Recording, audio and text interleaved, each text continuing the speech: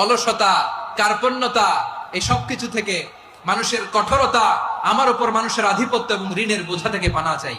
এই দোয়াটা যখন বিষ্ণুনবী শিখাই দিলেন, আবু মামা বারবার এই দোয়া পড়েন, আল্লাহুম্মা ইন্নী আউযু বিকা মিনাল হাম্মি ওয়াল হাযান ওয়া আউযু বিকা মিনাল আজজি ওয়াল কাসাল ওয়া আউযু বিকা মিনাল জুবনি ওয়াল বুখল ওয়া আউযু বিকা মিন গালাবাতিদ দাইনি ওয়া কাহরির রিজাল। আবু মামা বলে এই দোয়া আমি পড়তে লাগলাম। কিছুদিন পরে দেখা গেল বিষ্ণুনবীর শেখানো এই দোয়ার বদৌলতে আল্লাহ তাআলা আমার সব ঋণ পরিশোধের ব্যবস্থা করে দিয়েছেন। পড়বেন।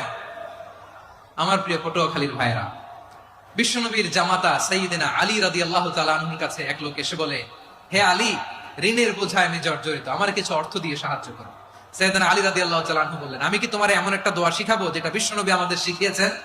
এই দোয়া যদি তুমি পড়ো, লাউ কানা আলাইকা মিসলু জাবালিন কাবীরিন দাইনান আদাল্লাহু আনকা, পাহাড় পরিমাণে যদি ঋণের বোঝা হয়, আল্লাহ এটা পরিশোধের ব্যবস্থা করে দিবেন।